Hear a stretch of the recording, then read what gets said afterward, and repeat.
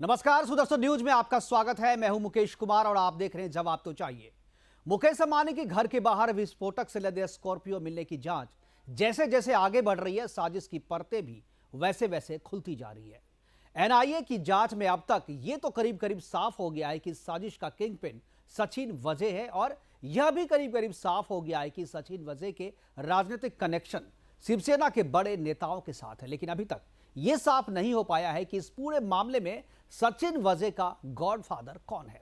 कौन है जो सचिन वजह को बचा रहा है, और कौन है जिसको यह डर लग रहा है कि यदि सचिन ने उसका नाम उजागर कर दिया तो उसका बंटाधार हो जाएगा।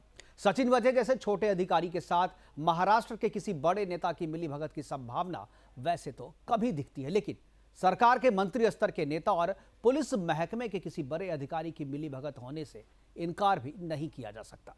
एनसीपी कोटे से उद्धव सरकार के गृह मंत्री अनिल देशमुख की मुलाकात आज शरद पवार से हुई है, जिन पर सुई जा रही है घूम के इस साजिश की। और मुंबई पुलिस के पूर्व कमिश्नर परमवीर सिंह जो इसी मामले में हटा दिए गए हैं, उन्होंने देशमुख पर गंभीर आरोप लगाया है। इसी पर हम बात करेंगे, लेकिन अभी तक जो सबसे गंभीर आरोप लगे हैं इस मामले में, परमवीर सिंह जो कि पूर्व मुंबई पुलिस के कमिश्नर हैं, उन्होंने जो आरोप लगाया उसको आप देख सकते हैं। मुंबई के पूर्व पुलिस कमिश्नर परमवीर सिंह का बड़ा आरोप है। परमवीर सिंह ने सीएम उद्धव ठाकरे को चिट्ठी लिखी है और चिट्ठी लिख में कहा है कि अनिल देशमुख हर महीने 100 करोड़ मांगते थे। सचिन वजह को अनिल देशमुख के आदेश था, और ये जो बात चल रही है उस पर एक बड़ा खुलासा है कि सचिन वजह को अनिल देशमुख फोन करके बुलाते थे, और पिछले कई महीनों से वजह कई बार घर पर बुलाया गया था। मुंबई के पूर्व पुलिस कमिश्नर परमवीर सिंह का बड़ा आरोप, पत्र लिखकर उन्होंने उद्धव ठाकरे को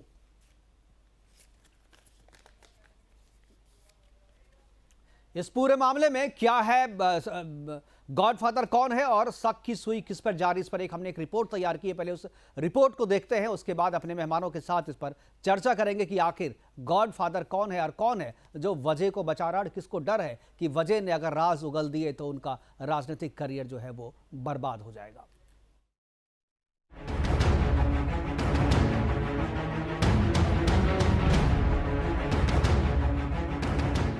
मुकेश अंबानी के घर एंटीलिया के बाहर विस्फोटकों से भरी कार मिलने के मामले में जहां एक ओर एनआईए की जांच जारी है, तो वहीं दूसरी तरफ महाराष्ट्र की राजनीति पर केस से सुलगी आग की आंच जारी है।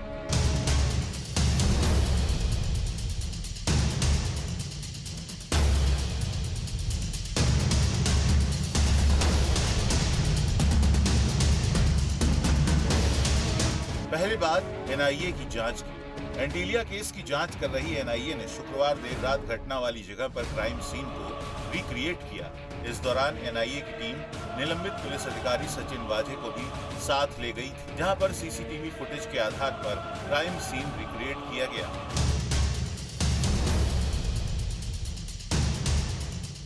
मुंबई पुलिस के निलंबित अधिकारी सचिन वजह को बड़ा सा कुर्ता पहनाकर उसी जगह पर ले जाया गया जहां पर विस्फोटकों से लदी स्कॉर्पियो कार बरामद हुई थी।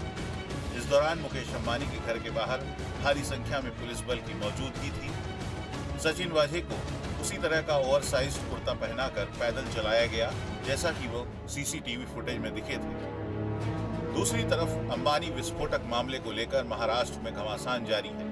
महाराष्ट्र के गृह मंत्री अनिल देशमुख अचानक एनसीपी प्रमुख शरद पवार से मिलने उनके दिल्ली आवास पर पहुंचे। दोनों की मुलाकात हुई। सूत्रों से ऐसी खबर मिल रही है कि अंबानी विस्फोटक मामले को देशमुख ने जिस तरीके से संभाला है उससे शरद पवार काफी नाराज हैं। ऐसे में देशमुख को गृहमंत्री के पद से हटाया जा सकता है। हालांकि शरद पवार से मुलाकात के बाद अनिल देशमुख ने कहा कि अंबानी विस्फोटक मामले की जांच एनआईए और एटीएस कर रही है। राज्य सरकार जांच में पूरा सहयोग करेगी। इस मामले में जो भी दोषी होगा उस पर कार्रवाई होगी। जब देशमुख से अंबानी मामले में शरद पवार की नाराजगी के बारे में पूछा गया तो वो बात को टाल गए। एनसीपी नेता अनिल देशमुख पर काफी दबाव। शिवसेना मुंबई पुलिस के कमिश्नर परमवीर सिंह को हटाने के साथ गृह मंत्री को हटाने की भी मांग कर रही है, ताकि अंबानी विस्फोटक मामले के लिए केवल शिवसेना को ही जिम्मेदार न समझा जाए।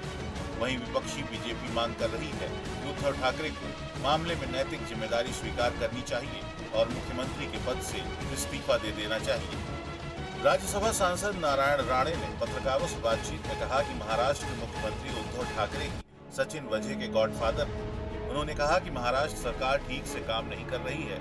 मुकेश अंबानी जैसा व्यक्ति मुंबई में असुरक्षित है। खराब कानून व्यवस्था की स्थिति और भ्रष्टाचार के कारण नारायण राणे ने मुख्यमंत्री के इस्तीफे और राष्ट्रपति शासन के लिए केंद्रीय गृह मंत्री अमित शाह को लिखा है। हाल ही में महाराष्ट्र सरकार ने परमबीर सिंह को मुंबई पुलिस के कमिश्नर पद से हटाया है। परमबीर सिंह मुकेश अंबानी के घर के बाहर विस्फोटक मिलने के मामले से निपटने को लेकर आलोचनाओं का सामना कर रहे थे। महाराष्ट्र की राजनीति में उठापटक चल रही है। महाअघाड़ी में सब कुछ सामान्य तो बिल्कुल नहीं है, जैसा कि महाराष्ट्र सरकार बता रही है। अब भले ही हल्का सा धुआं हो, मतलब तो ये है कि कहीं आग जल रही है। ये आग कब बड़ा रुख अख्तियार कर ले, कुछ नहीं कहा जा सकता। सवाल अब भी वही बना है कि सचिन वझे के कौन और कितने गॉडफादर हैं। Bureau report, Sudarshan news.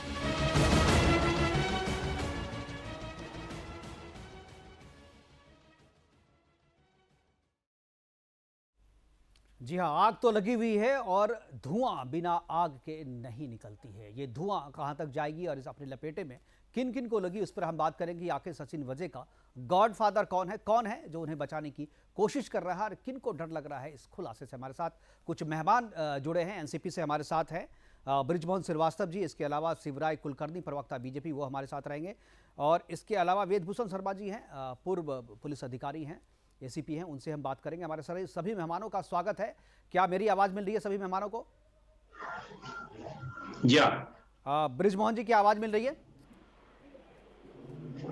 Brijmohan Srivastava ji, क्या आवाज मिल रही है? हाँ मुकेश जी, जी आपकी आवाज मेरे को आ रही है। बिल्कुल।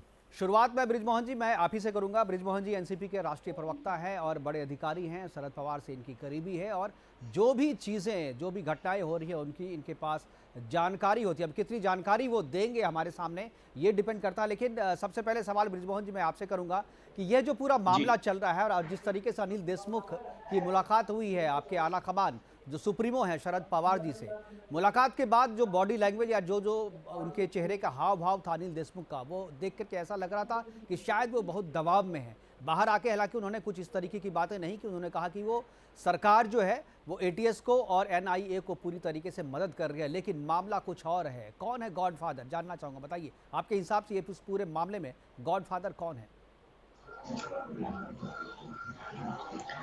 मुकेश जी, इसका गॉडफादर कौन है, ये तो चूंकि एनआईए और एसटीएस दोनों जांच कर रही हैं, उससे सामने आएगा। जहां तक बात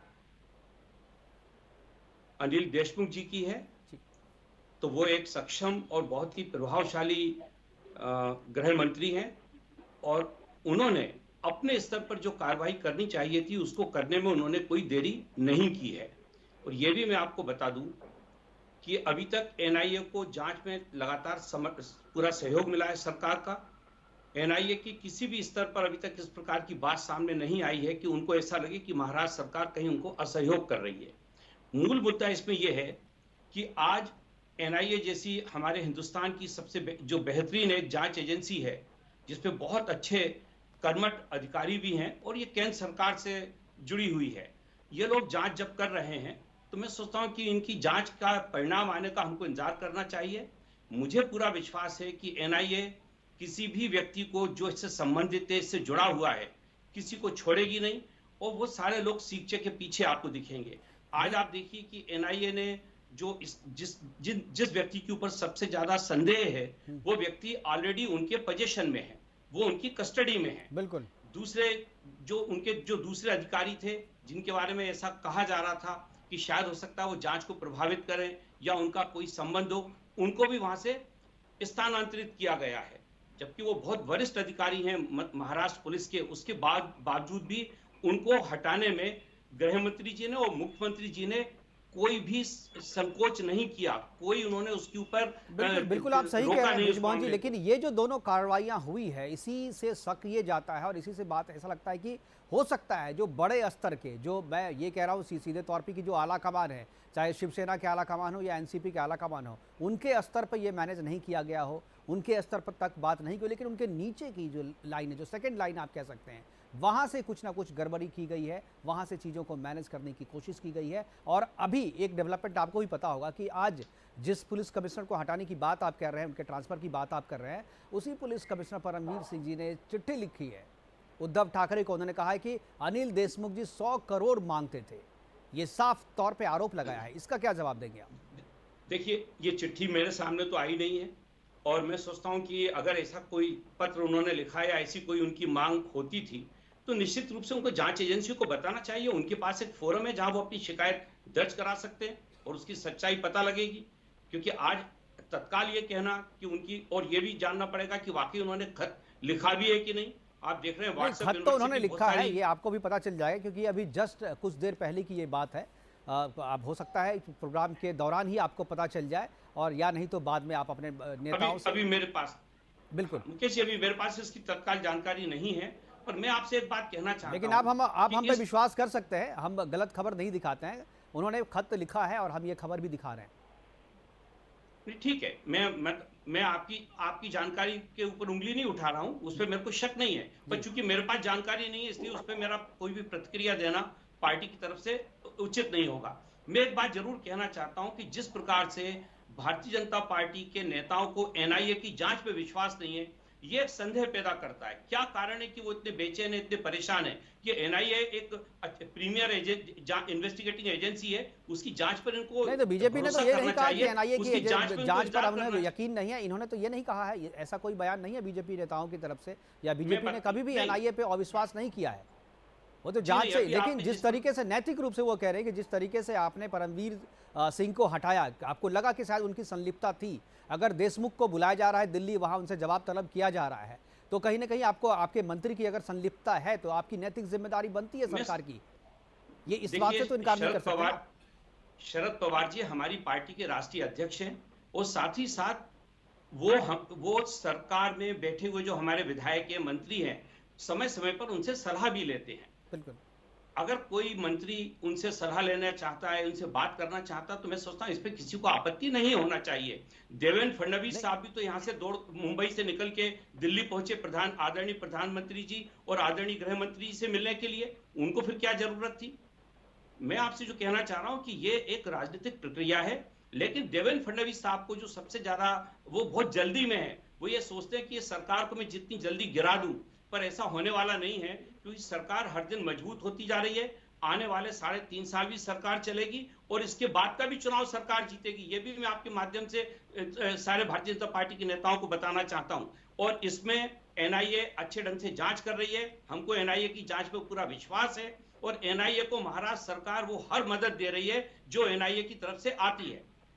बिल्कुल, वेदभूषण जी हमारे साथ हैं, रिटायर्ड एसीपी हैं, उनसे मैं बात करूंगा। वेदभूषण जी, जिस तरीके से परमवीर जी ने आरोप लगाया है कि 100 करोड़ मांगे जा रहे थे उनसे, और इसका आरोप उन्होंने साफ तौर पे सीएम को चिट्ठी लिख करके कहा है, और जिस तरीके से केस को प्रभावित करने के लिए पॉलिटिकल दबाव आते रहते हैं या बड़े अधिकारियों का दबाव रहता है सचिन वादी जैसे छोटे अधिकारी पे, क्या आपको लगता है कि सचिन वादी जैसा छोटा अधिकारी, जितनी बड़ी ये घटना है, क्या अकेले करने में सक्षम रहा होगा बिना किसी विभागीय समर्थन के या विभागीय सपोर्ट के या किसी नेता के संरक्षण के बिना? मुकेश जी, सचिन वाजे और परमवीर सिंह, हो सकता है इसके एक मोहरा हो केवल, इसके पीछे कौन मास्टरमाइंड है। अब हिरेन मनसुख की जो मर्डर का जो मिस्ट्री का मामला था, वो भी अब एनआईए को थोड़ी देर पहले होम मिनिस्ट्री को के आदेश से उनको कर दिया गया है। वो अब इसकी जांच भी एनआईए करेगी। और ये पहला मौका नहीं है जब सीएम या डिप्टी सीएम या होम मिनिस्टर जेल में या उनके ऊपर आरोप ना लगे हों। इसी महाराष्ट्र के अंदर तेल की घोटाला हुआ था, जिसमें शरद पवार साहब का और छगन भुजबल और समीर भुजबल का भी नाम आया था, आपको याद होगा, क्योंकि जब नार्को एनालिसिस टेस्ट किया गया था तेलगी का, तो उसने बार बार शरद पवार का नाम लिया था। अब जो भी मामला रहा हो, उसके अलावा आपको याद है सीएम, जो बड़े मजबूत सीएम थे बिहार के, लालू यादव, आज भी जेल के अंदर है।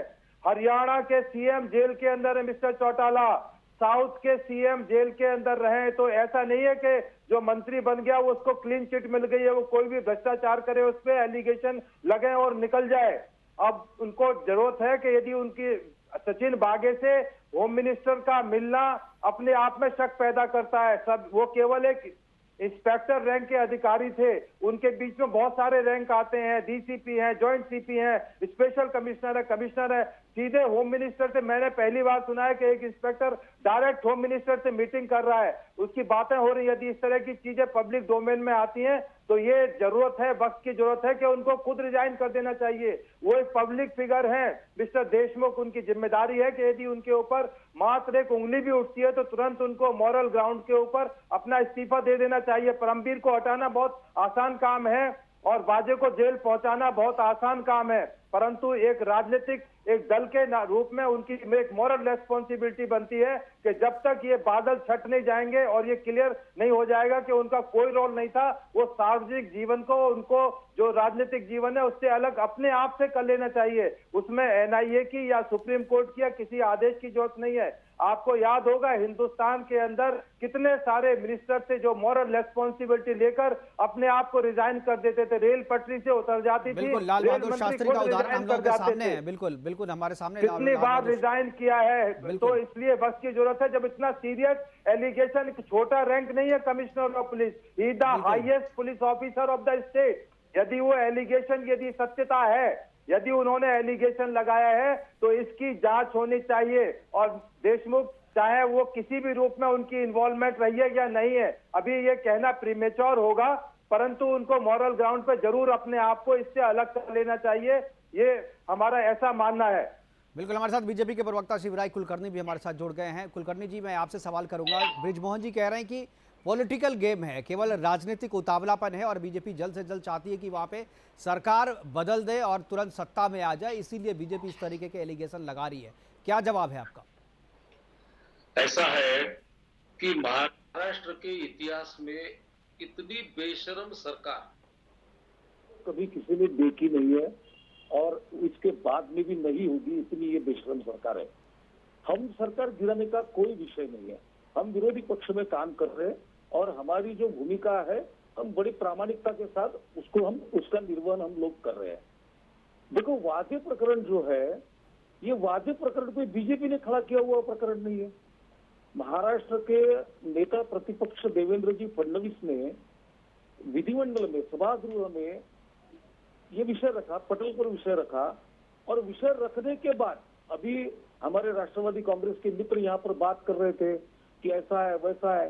देखिए भाई साहब, जब देवेंद्र जी ने पुरावों के साथ, प्रमाणों के साथ बात की तो यही उद्धव ठाकरे जी मुख्यमंत्री जो है महाराष्ट्र के, वो कह रहे थे कि वाजे के ओसामा बिन लादेन है, आप तो उसे लादेन समझ के बात कर रहे हो।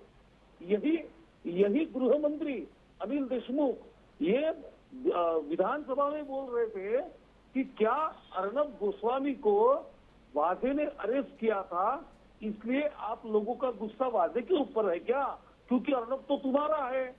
बिल्कुल बिल्कुल, इस पे हम बात करेंगे,